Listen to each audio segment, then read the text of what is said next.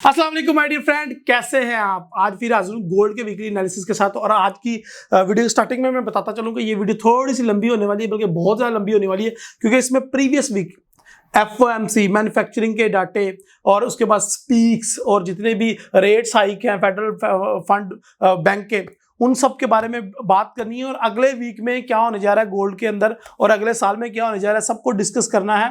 कौन कौन से टेक प्रॉफिट और कौन कौन से स्टॉप लॉस हिट हुए उनको डिस्कस करना है। अब्बास भाई का बड़ा स्पेशल सेगमेंट है जिसमें हम उनकी राय भी जानेंगे, टेक्निकल फंडामेंटल भी देखेंगे और उनसे गपशप भी करेंगे।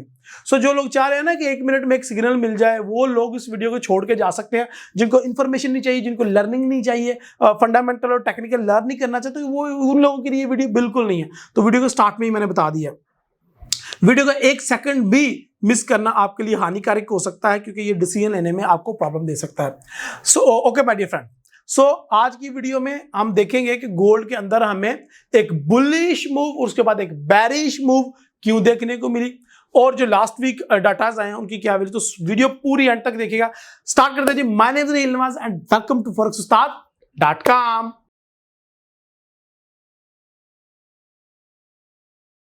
ओके माय डियर फ्रेंड, सबसे पहले आपको पता ही है, हम देखते हैं कि आने वाले वीक में कौन कौन से इवेंट्स हैं। तो आने वाले वीक में सबसे पहले हमने मोस्ट इंपॉर्टेंटली हमने देखना होता है यूएसडी को, क्योंकि यूएसडी का डायरेक्टली लिंक है गोल्ड के साथ। तो मैं ज़्यादा चीज़ों को रश नहीं डालता और आपको बताता हूँ कि सबसे पहले मंडे को संडे को ही एफओएमसी स्पीक है, उसके बाद मंडे को एफओएमसी स्पीक है, उसके बाद एग्जिस्टिंग होम सेल है, और एक और न्यूज है एफओएमसी स्पीक। और बुध वाले दिन मोस्ट इंपॉर्टेंटली ये फेड चेयर पोल की दोबारा से स्पीक है, क्योंकि फ्राइडे को भी वो स्पीक थी जो हमने सुनी और लाइव उसके ऊपर स्ट्रीम करवाई और लाइव ट्रेड कराई। उसके अलावा जुमेरात को फिर ये स्पीक है जनाब, अगेन बहुत इंपॉर्टेंट डाटा। उसके बाद एफओएमसी जुमे को भी है, और एक और मीडियम इंपैक्ट और लो इंपैक्ट 2-3 न्यूज़ हैं गोल्ड की फ्राइडे वाले दिन में। तो इतनी ज़्यादा न्यूज़ हैं गोल्ड की या यूएसडी की आपके आने वाले वीक में। सो ये सारी की सारी स्पीक्स हैं। और ये क्यों है कि जो फेडरल बैंक ने रेट हाइक किया है उसके ऊपर वो जस्टिफिकेशन देंगे, और आने पूरी दुनिया में महंगाई बढ़ रही है, आने वाले दिनों में बताएंगे कि कितनी और महंगाई होगी या महंगाई कम होगी, रेट हाइक क्यों किया गया है, और आने वाले दिनों में उनकी प्लानिंग क्या, स्ट्रैटेजी क्या है। तो इसमें आपको एक चीज़ बड़ी मजे की नजर आती है, जो यहाँ पे लिखा होता है, तो वजह लिखी होती है कि क्यों ये मीटिंग हो रही है, ये क्यों प्रेस कॉन्फ्रेंस होती है, इसको लाजमी रीड कर लीजिए कि करें। और उसके बाद यहाँ पे लिखें more hawkish than expected is good for currency. तो मोर हॉकिश क्या है, इसके बारे में भी वीडियो के अंदर डिस्कस होगी अब्बास भाई के साथ। तो ये आपने लाजमी हिस्सा मिस नहीं करना। ओके जी, तो इन डाटाज के ऊपर ट्रेड कैसे करनी है, स्पीक्स के ऊपर हमें कैसे मदद मिलती है ट्रेड करने की, तो वीडियो के अंदर डिस्कस होगी। लेकिन यहां पे देखें, सबसे पहले हम लास्ट वीक देखते हैं जनाब। लास्ट वीक हमारा एक फुल बेरिश वीक रहा, जो उससे पिछला वीक था हमारा बुलिश पे एंड हुआ, और अगला वीक स्टार्ट होते ही मार्केट नीचे की तरफ आना स्टार्ट हो गई। एंड अगर मंथ तो देखें तो ये एक डोजी बन रही है, एक डोजी हमें नजर आ रही है। क्या हुआ, मंथ स्टार्ट हुआ, मार्केट नीचे आई, फिर ऊपर चली गई, और अब वापस नीचे आ गई है, और अब हमें ये डोजी नजर आ रही है। And again I am not sure कि यहाँ पे डोजी रहेगी। मुझे जो कॉन्फिडेंस है वो ये है कि ये एक किस्म की एक बेरिश कैंडल रहेगी। ये जो मेरा एक येलो एरिया है उसके अंदर इसकी वीक स्पाइक रहेगी, और ये एक भरपूर किस्म का एक, आप इसको कह सकते हैं कि एक बेरिश वीक होगा। हो सकती है छोटी मोटी स्पाइक भी हो या वीक भी हो। अब वीकली कैंडल की तरफ आ जाते हैं। वीकली कैंडल का ये सिनेरियो था, मैं इसको क्लोज ही कर देता हूं। अगर आप देखें तो पिछले 2 वीक बुलिश रहे, फिर एक डोजी बनी, फिर बुलिश वीक, और फिर एक बेरिश वीक। अगर डेली पे थोड़ी सी मैं स्टोरी बिल्डअप करता चलूं, लास्ट वीक हुआ क्या था। ये लास्ट वीक की फ्राइडे वाली 10 जून की कैंडल है।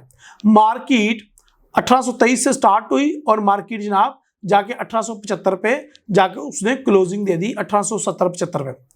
अगले दिन मार्केट ओपन हुई, यानी कि मंडे वाले दिन 23 जून को मार्केट ने ओपन होते थोड़ा सा बुलिश मूव करके फुल रिजेक्शन दे दी, और मार्केट अगेन 1875 से मार्केट 1821 पे आ गई। और लास्ट वीक की वीडियो जाके देखें, मैंने कहा था कि मार्केट को ऊपर जाने दे और ऊपर से इसको हम सेल करेंगे जितना ऊपर से हो सके। और उसके लिए मैंने आपको ये एक ट्रेंड लाइन भी ड्रॉ करके दिखाई थी कि ये मार्केट यहाँ से इसको आप सेल कर सकते हैं।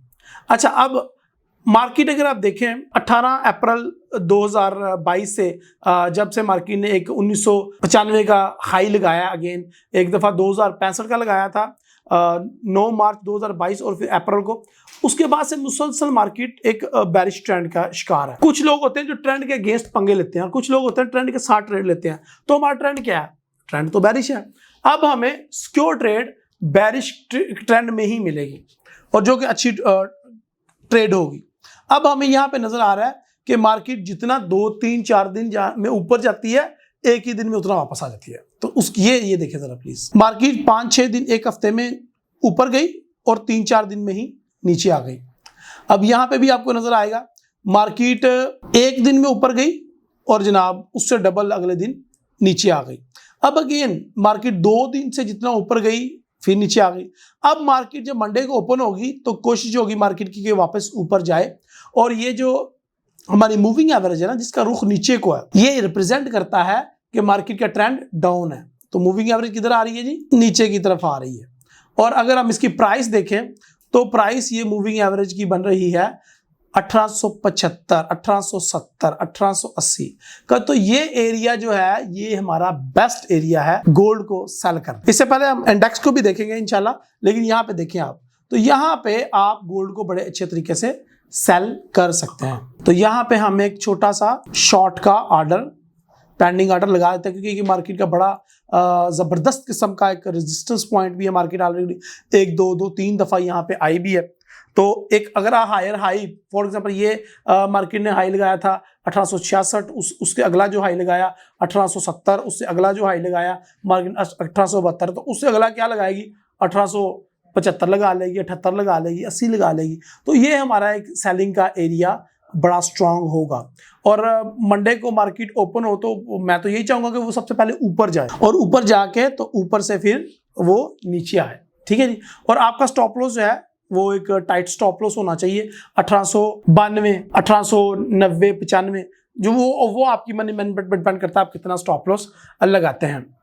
तो यहाँ पे आपको एक अच्छी खासी सेल की ट्रेड मिल रही है, और इसका टेक प्रॉफिट जो TP1 होगा वो होगा जनाब 1820, 1835, TP1 लगा लें, TP2 लगा लें 1805, 10, और जो मुझे लग रहा है 1800 की रेंज से मार्केट अब बाय होने जा रही है और 1700 के घर में दाखिल हो जाएगी। उसकी क्या वजह है? अब हम डिस्कस कर लेते हैं कि उसकी वजह क्या है।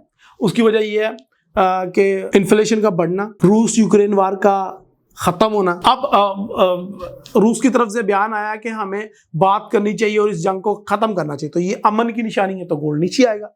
जब अमन खराब होता है तो गोल्ड ऊपर जाता है।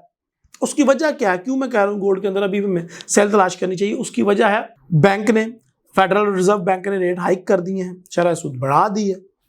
तो लोग जो है वो यहाँ पे वो ज्यादा बॉन्ड में और बैंक्स में ज्यादा उनको सूद मिलेगा बिजनेसेस की जगह पे। तो ये भी एक वजह हो सकती है।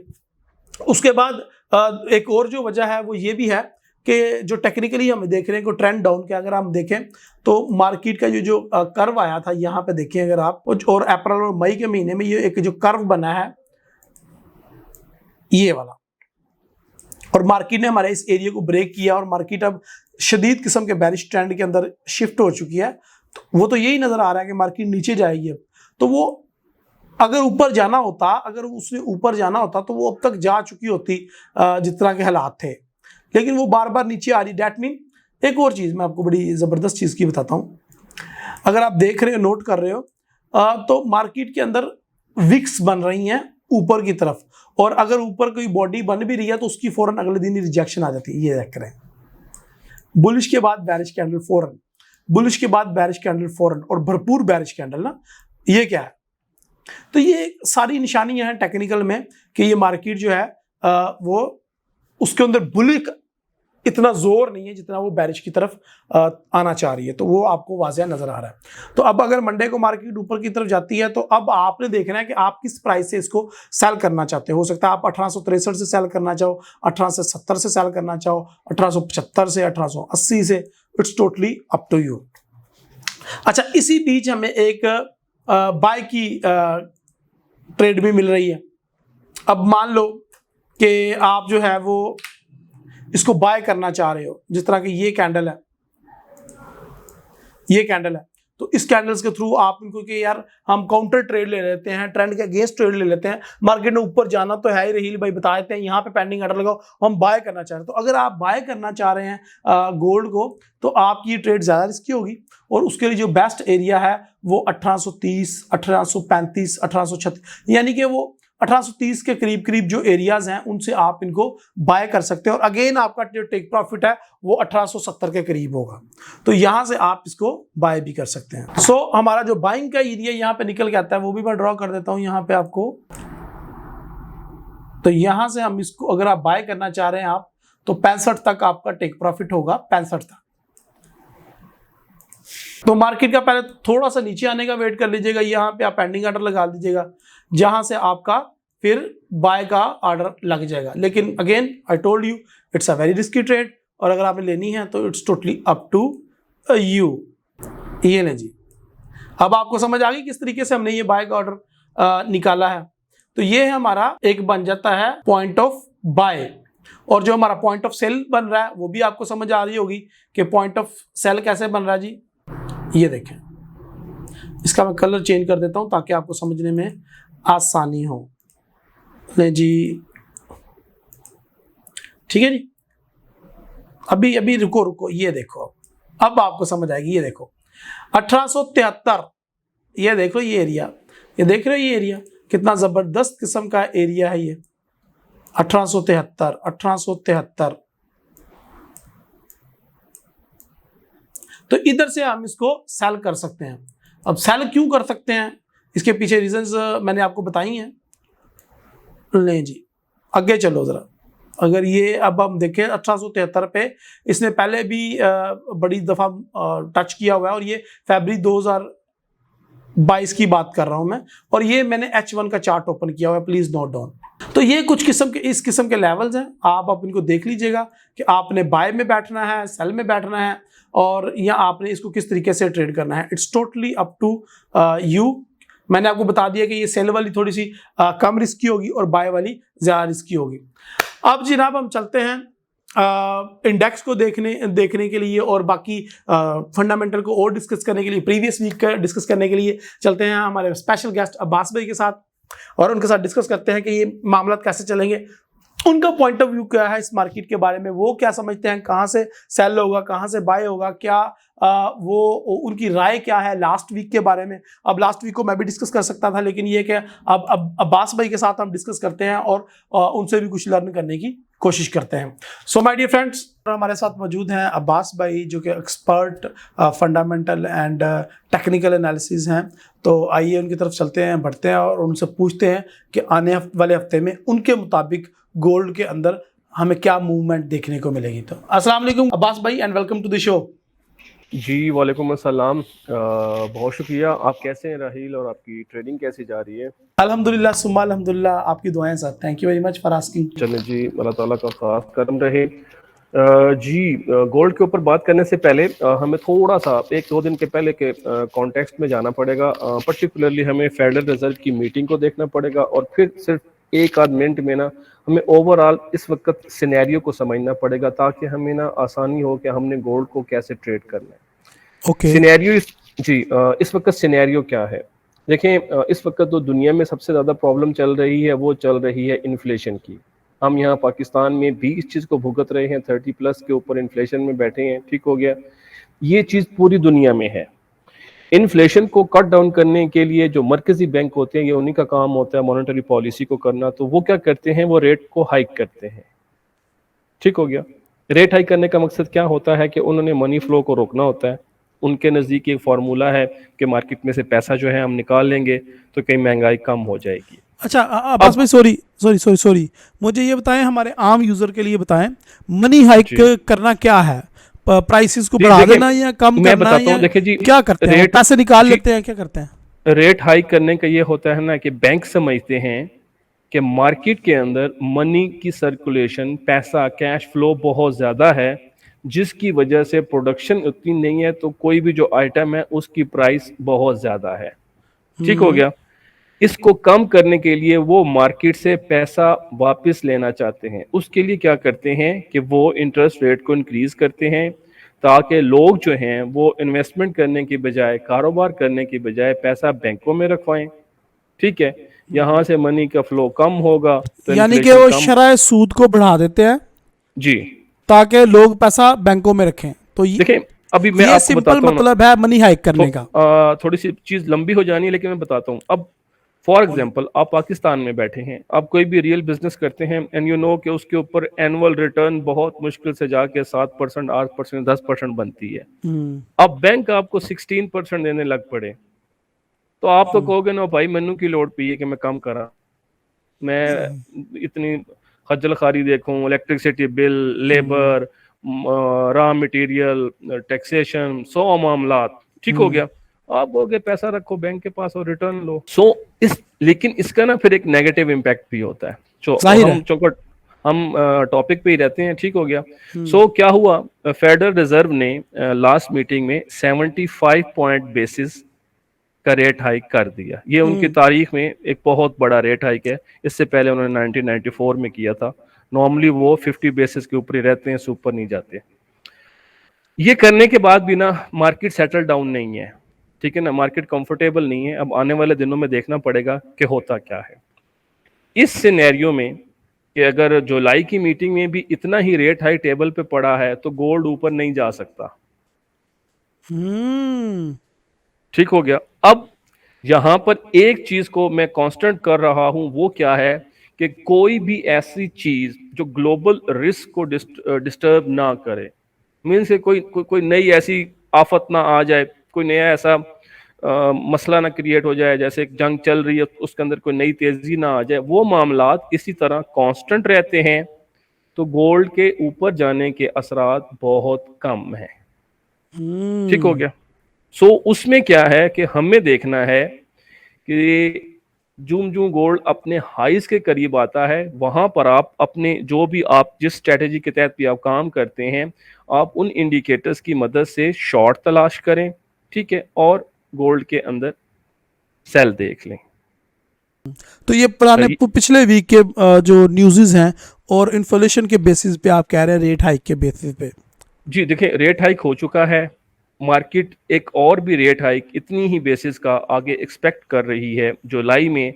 सो उस वजह से गोल्ड के अंदर बाइंग नहीं आएगी। ठीक हो ओके। गया। ओके। ये एक सिनेरियो है कि गोल्ड के अंदर लॉन्गर टर्म में, या अभी इसी वीक की ही बात करते हैं, नहीं होगा। अब देखना क्या जरूरी होना है कि किसी भी मुल्क का, ठीक हो गया, आप कह लें कि यूरो का हो जाए, इंग्लैंड का हो जाए, इनका हो जाए, जो भी मैन्युफैक्चरिंग का डाटा हो उसको बड़ा कीनली देखें। कोर रिटेल सेल्स हैं उसको कीनली देखें। स्पेशली जो हम गोल्ड ट्रेड कर रहे होते हैं तो यूएस के डाटा को बहुत गौर से देखें। अगर वहाँ पर मैन्युफैक्चरिंग में बिजनेस एक्टिविटी अच्छी चल रही है, चीज़ें बेहतर हैं, तो ये गोल्ड को प्रेशर में ही रखेंगी। क्यों? क्योंकि अभी उन्होंने और भी रेट हाइक करने हैं। इस वजह से इस पर्टिकुलर टाइम में गोल्ड के अंदर कोई और बाय में नहीं जाएगा। अब हम आ सकते हैं कि हाँ, कि क्या गोल्ड नीचे बहुत लंबा भी जा सकता है? तो उसका जवाब भी है नहीं, कि गोल्ड बहुत लंबा नीचे भी नहीं जा सकता। बहुत लंबा अब नीचे से मुराद हम कह देखें सकते हैं उन्नीस हम 1680 एक पकड़ सकते हैं फिगर। देखें हम अभी 1800 के बॉटम को तो टच करके इस वीक में फिर हम वापस आए हैं, ऐसा ही हुआ है। जी देखें, हम इस वीक में मंडे ट्यूसडे में देखें तो गोल्ड ने लो टच किया था ट्यूसडे वाले दिन। ये कोई मंडे तकरीबन को अठारह हम सौ सात 1809 1804-5 के जी रेंज के जी है। यही। तो आप कह सकते हैं कि आपके पास जो बॉटम है वो यही है। ठीक है। ये बॉटम तब ब्रेक होता नजर आता है, नंबर 1, कि हमें सुन लें कि यूक्रेनियन रशियन वॉर एंड हो गई है, ठीक है, वहां से जो दुनिया को जो सप्लाई के प्रॉब्लम्स आ रहे थे वो स्टार्टअप हो गए हैं, ठीक है। वो पिछले और दिनों उनके जो वजीर का बयान भी तो आया ना कि हम ये जंग खत्म कर रहे हैं और सुलह की तरफ आना चाह रहे हैं जी बिल्कुल, वो मैं रशिया की। बात अभी करूंगा जी। उन्होंने कहा है कि पुतिन ने खुद कहा है कि उनके साथ बात करना अब नागजीर है। इनएविटेबल का वर्ड उन्होंने यूज किया है, नागजीर है, तो उसका मतलब है कि वो सोल्यूशन की तरफ आना चाह रहे हैं, ठीक हो गया। अब वो सोल्यूशन कैसे बनता है हमें भी पता है कि उसके पीछे और भी कई ऐसे लोग हैं कि जो नहीं चाहते कि जंग खत्म हो, ठीक है। तो अब वो करते हैं नहीं करते हैं देख लेते हैं। हाँ, ये जंग खत्म हो जाती है, इन्फ्लेशन पीक आउट होना शुरू होती है, तो फिर ये बॉटम ब्रेक हो सकता है, ठीक है। अदरवाइज ये वाला एरिया जो है ये आपके बाइंग का एरिया बनता है। ये जो और एरिया है, ये जो बॉटम का एरिया है, ये 1790 1780 इसके अंदर इंक्लूडेड है। मैं ज़रा अपनी ऑडियंस को बता दूं।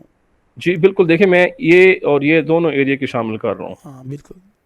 लेकिन जब आप ट्रेड करने बैठते हैं ना, देखिए पता क्या होता है, मैं और राहिल साहब जो बैठे हैं ना, ये अभी 18 जून है और सैटरडे है, ठीक हो गया। वी नेवर नो कि कल संडे होना है, तो संडे वाले दिन कोई नई डेवलपमेंट हो सकती है मार्केट में, संडे नाइट को, मंडे वाले दिन। तो वो नई डेवलपमेंट हमारे इस एनालिसिस को रूल्ड आउट कर सकती है, क्योंकि हम अभी करंट मार्केट में लाइव नहीं बैठे हैं, ठीक हो गया। सो आपको अपनी ट्रेडिंग को उस हिसाब से कंटिन्यू करना है कि कोई ऐसी एक्टिविटी तो नहीं हो गई जो इस बताए हुए सेटअप को निगेट कर रही है, लेकिन ठीक अब्बास हो भाई, गया। मार्केट अगर ऑन भी हो और हम्म मार्केट अगर चल भी रहो, फॉर एग्जाम्पल मंडे को या ट्यूसडे को हम एनालिसिस करते हैं, तो हम्म। बुधवार दिन कोई न्यूज़ आ जाती है तो वो हमारे एनालिसिस को डिस्टर्ब कर सकती है। तो ये फैक्टर तो हर टाइम रहता है। देखिए ये इस बिजनेस की एक ड्रॉबैक भी समझ लें और खूबसूरती भी यही है कि देखिए आप फ्यूचर को फोर्स ही कर रहे हैं, और फ्यूचर को फोर्स ही दुनिया का कोई भी बंदा ये नहीं कह सकता कि मैं 100% कर लूंगा, ठीक हो गया। इसमें यू नेवर नो, प्राइस के ऊपर बहुत सारी फोर्सेस होती हैं, ठीक है। कब कौन सी फोर्सेस एक्टिव हो जाएं, उसका वेट ज्यादा हो जाए, नो, आप इसलिए तो कहते हैं ना कि आपने जब ट्रेड करना है तो प्रॉपर एक मेंटोरशिप के अंडर करें, क्योंकि दुनिया का कोई भी काम उस्ताद के बगैर नहीं होता।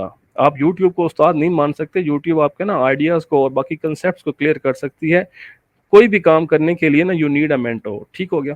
Agree agree. सो अभी मैं दोबारा बताने लगा हूं कि अगर आपने गोल्ड को शॉर्ट करना है तो कोशिश करें कि मतलब ये ना हो जाए कि यार मैं कि रह रहा हूं, फोमो का शिकार ना हो। यहां कहीं आता है गोल्ड तो फिर आप शॉर्ट देखें, ठीक है। और हाँ, तो ये 1870 का एरिया बन रहा है। जी 1800 हाँ जी, 1870। देखें, ये फ्राइडे वाली कैंडल है, सॉरी मंडे वाली है, ठीक हो गया। तो ये 1880 ये 80 से ऊपर थी ये वाली तो। हाँ जी, ये फ्राइडे को एक बिल्डअप बना था, ठीक हो गया, और मंडे वाले दिन ये बिल्डअप खत्म हो गया, रिजेक्शन हो ठीक है। गई थी। जी रिजेक्शन हो गई और अब ये वापस आ गया है, ठीक है। हम देखें तो ये इस मूव का तकरीबन 68% इसने बना लिया है, तो थोड़ा सा हम्म। मार्जिन दें और फिर इसको शॉर्ट करें। यानी कि मंडे को हम कह सकते हैं कि ये थोड़ा सा अगर बाय में मूव करे तो 1870 75 80 85 की रेंज में हमें बहुत तगड़ी किस्म की अच्छी सेल जी की एंट्री मिल सकती है। वेरी बिल्कुल, गुड। हाँ, साथ में जो है आप रिस्क के जो एलिमेंट्स होते हैं उनके ऊपर नजर जरूर रखें। ग्रेट ग्रेट ग्रेट, ये तो बस भाई बड़ी ज़बरदस्त अपॉर्चुनिटी है। और आपने जिस तरह से फैक्ट्स बताए हैं। अच्छा, आने वाले वीक में मुझे ये बताएं कि कोई फंडामेंटल इवेंट है जिसको हमें देखना है, जिस तरह की रिटेल सेल है या और कौन कौन से इवेंट है, यानी मैन्युफैक्चरिंग है, अगर कोई इवेंट है तो उनको हाईलाइट कर दे और उनके डाटे के बारे में भी थोड़ी सी फोरकास्ट के ऊपर बात कर लें।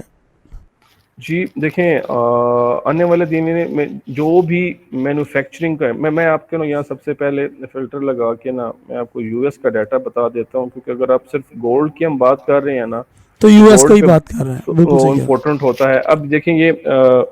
इनके एफओएमसी। मेंबर्स हैं, इन मेंबर्स का अभी के टाइम में बात करना बहुत इम्पोर्टेंट हो गया है, ठीक हो गया, ठीक हो गया।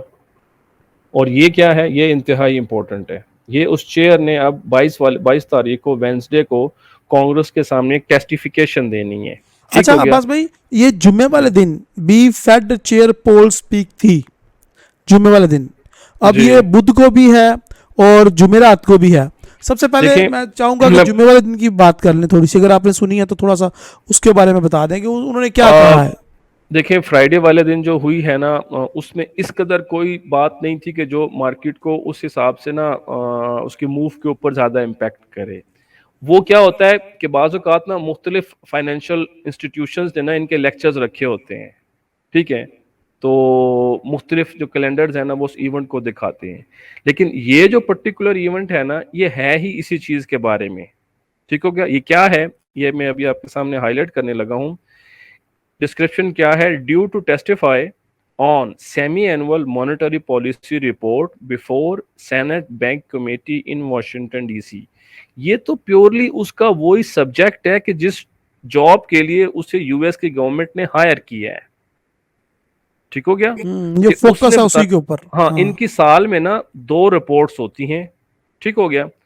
और ये उन रिपोर्ट्स को कमेटी के सामने खड़े होकर जस्टिफाई करते हैं कि हमने ये मेजर्स लिए, इनका इकोनॉमी के ऊपर ये प्लस पॉइंट आया, ठीक हो गया? क्योंकि वहाँ ऐसा नहीं है कि वो कोई करें, वो जितने भी इंस्टीट्यूशंस के हेड है ना, वो उन कमेटीज को जवाबदेह होते हैं। अच्छा सो बस भाई, यहाँ यहाँ पे लिखा जी, हुआ है more hawkish than expected is good for currency. तो मेरे जो हाँ, व्यूवर्स हैं उनके लिए एक छोटी सी फेवर करें, आप अपने वर्ड में बताएं कि हॉकिश वर्ड कौन कौन से हैं, कौन कौन से ऐसे जुमले हैं, कौन कौन सी ऐसी बातें हैं जिनको हम कहेंगे यार ये मोर हॉकिश है और उसका जो है वो यूएस की करेंसी पे पॉजिटिव इम्पैक्ट पड़ेगा।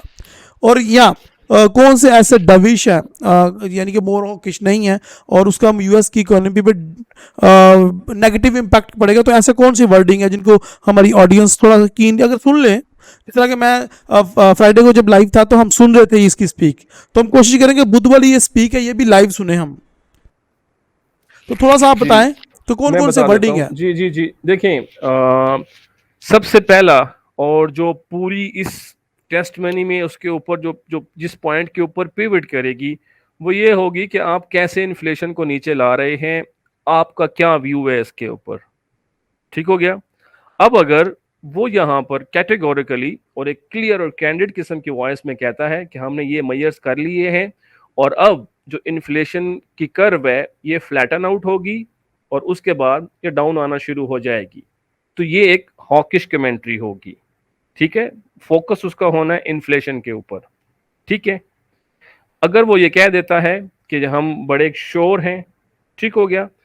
अभी ये फ्लैट होना शुरू होगी और फिर ये डाउन आ जाएगी, तो ये एक अच्छी किस्म की होगी और डॉलर के लिए पॉजिटिव ये होगी। मोर हॉकिश है, इसको हम मोर हॉकिश कह हाँ, सकते हैं, हाँ। ठीक है। अब अगर वो इसके बारे में अनसर्टन है, कंफ्यूज ठीक है। हो गया, कंफ्यूज है या अनसर्टन है, या वो कहता है कि वक्त बताएगा, ठीक है, टाइम विल टेल, तो ये एक कंफ्यूजन किस्म की स्टेटमेंट होगी। तो इसमें शायद हम डॉलर के अंदर एक डाउन मूव देखें, लेकिन वो इतनी लंबी डाउन नहीं होगी, वो फिर आके रुक जाएगा और फिर वो डाटा का वेट करेगा, ओके, थैंक यू वेरी ठीक मच हो? अब्बास भाई थोड़ा सा इंडेक्स का अगर चार्ट ओपन करें तो इंडेक्स के एक बारे में मिनट। बताइएगा ज़रा हमें कि जी, इंडेक्स के बारे में आपके क्या पॉइंट ऑफ व्यू है डॉलर इंडेक्स कि वो जी, जो हमने लास्ट एक दो वीडियोस में जो मैंने अपने व्यूवर्स के साथ ये तज़किरा किया था कि ये हम 110 के ऊपर भी या 108-9 पे भी ये जा सकता है ना। और फिर मैंने ये भी एक जगह पे देखा कि ये 101 या 100 से नीचे भी आ रहा था। तो जी। इसके बारे में आपका पॉइंट ऑफ व्यू क्या है कि कौन कौन से सर्कमस्टांसेस हैं जिनके ऊपर इसको हम 105 से ऊपर, या कौन कौन सी ऐसी रीजन है जिसको हम इसको 100 से नीचे ट्रेड होता हुआ देखेंगे इंडेक्स को। जी, अब ये देखिए ना कि जब लास्ट टाइम डिस्कशन हुई थी ना, तो एट दैट टाइम ये शायद यहाँ कहीं था, ठीक हो गया?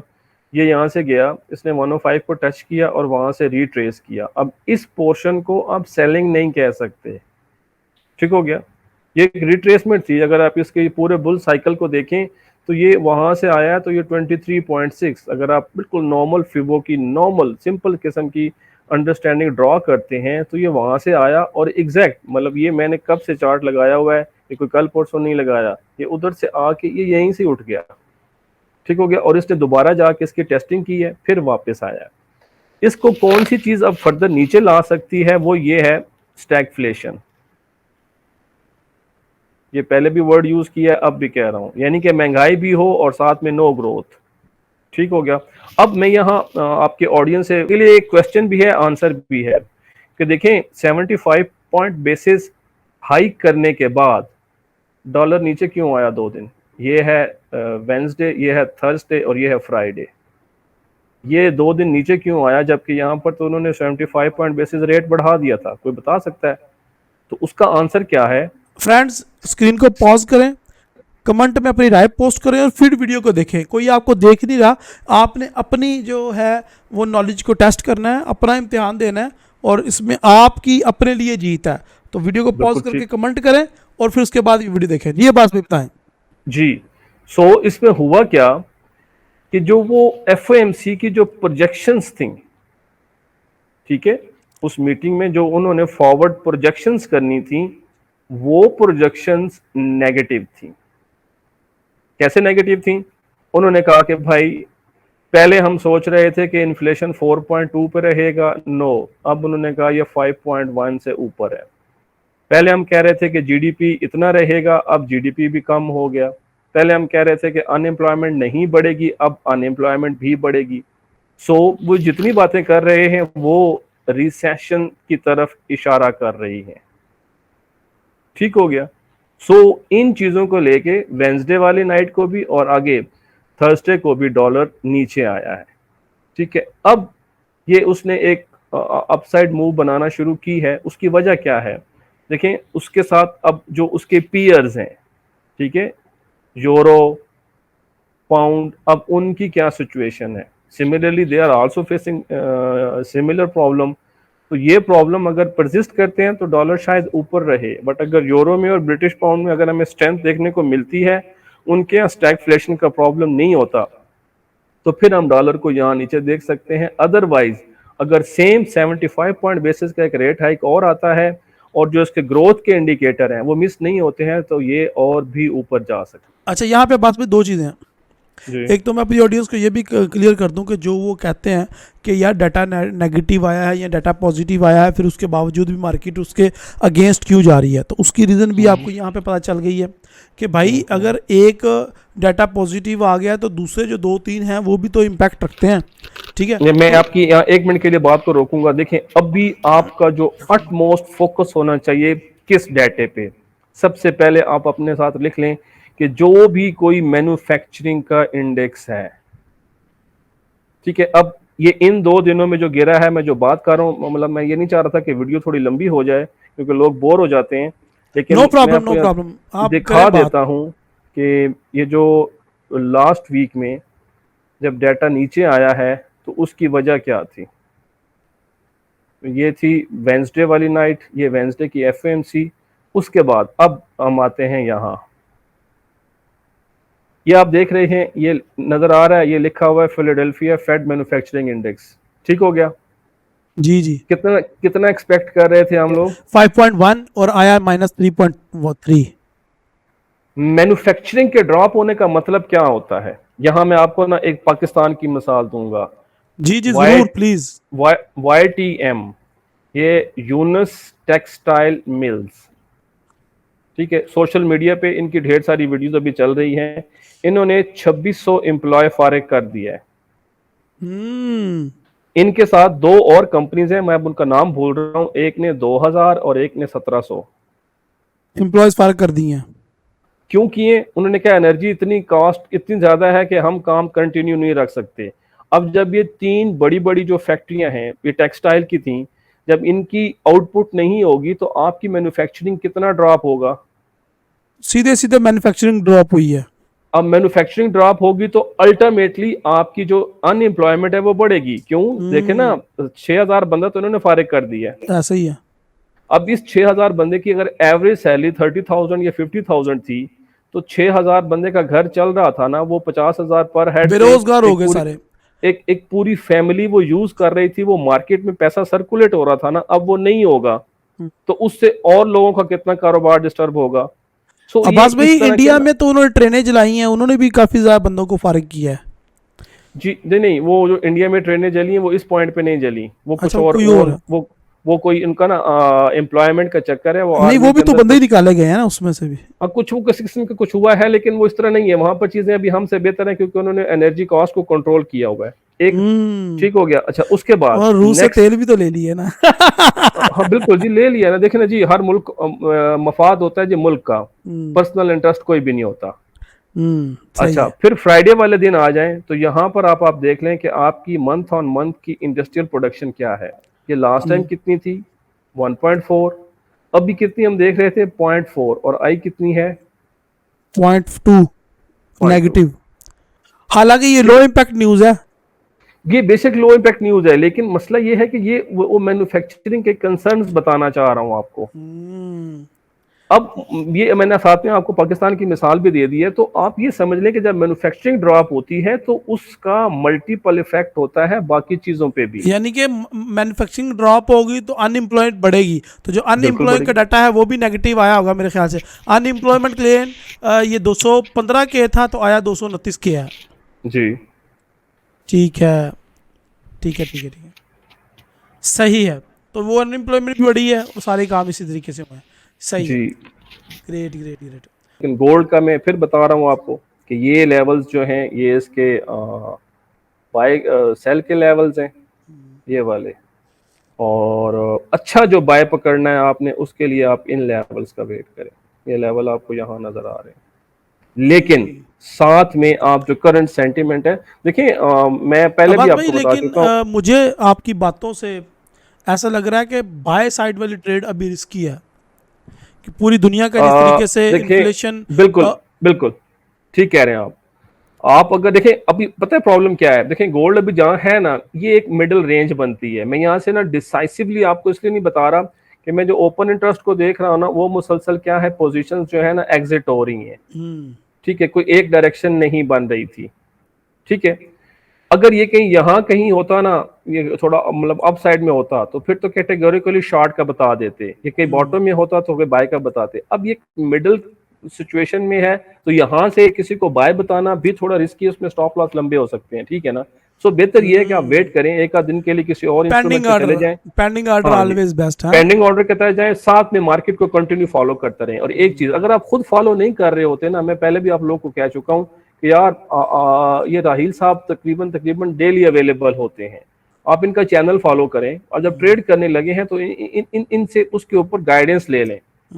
ठीक हो गया, तो he is very genuine honest और रॉयल किस्म के पर्सन है, ये आपको अपना टाइम निकाल के जरूर बताएंगे। इससे ये होगा कि आपके ट्रेड के रिजल्ट और पॉजिटिव होंगे। अब्बास भाई, जी मैं राहिल साहब, आपके दोस्तों से अपने ऑडियंस को बताना चाह रहा हूँ कि अब हम एक इंग्लिश चैनल भी स्टार्ट करने जा रहे हैं, क्योंकि हमारे 20,000 सब्सक्राइबर कंप्लीट हो चुके हैं अल्हम्दुलिल्लाह सुम्मा माशाल्लाह अल्हम्दुलिल्लाह। माशाल्लाह, अल्हम्दुलिल्लाह तो अब हम अल्हम्दुलिल्लाह। एक इंग्लिश चैनल स्टार्ट करने जा रहे हैं जिसके अंदर डेली एनालिसिस की वीडियोस हुआ करेंगी, डेली। वाओ उसके wow, that's thumbs up, good good है, बेहतरीन है, दैट्स वेरी तो गुड। इसमें इंशाल्लाह अब्बास भाई आपको उस चैनल पे भी नजर आएंगे बहुत ज़्यादा, लेकिन इंग्लिश में बोलते हुए। मैं बहुत अच्छा है जी, मैं मुझे मुझे मजा आता है। ठीक हो गया, मैं कहता हूँ यार पता है ये लास्ट बिल्कुल एक सेकंड में बात करूंगा। देखें खुदा के लिए अब टाइम है, आप अपनी जात के लिए काम ना करें, पाकिस्तान के लिए काम करें। हमें डॉलर्स चाहिए, हमें बाहर से पैसे कमाने हैं, हमें यहाँ से बैठे हुए ये अपॉर्चुनिटी है। राहील साहब का माशाल्लाह बड़ा एक्सपीरियंस है और इनका बेहतरीन किस्म का सेटअप है। जिन्हें प्रॉब्लम है विजिट करें, इनसे कांटेक्ट करें और पैसा कमाएं, डॉलर कमाएं, पाकिस्तान में लेके आएं। पाकिस्तान की इकोनॉमी को इस वक्त हमारी ज़रूरत है। कमाएंगे, हमारा अपना भला होगा, हमारे मुल्क का भला होगा। इंशाल्लाह, इंशाल्लाह। बहुत शुक्रिया अब्बास भाई, thank you very much for your okay जी, ज़बरदस्त किस्म के फंडामेंटल एनालिसिस, बड़ा मज़ा आया आज। Thank you. ओके जी, अल्लाह हाफिज़। ओके जी, अब्बास भाई की बातें आपको कैसी लगी हैं? अब्बास भाई जो फंडामेंटल को बड़ा डीपली देख रहे होते हैं और हम भी कोशिश करते हैं कि उनसे कुछ लर्न करें।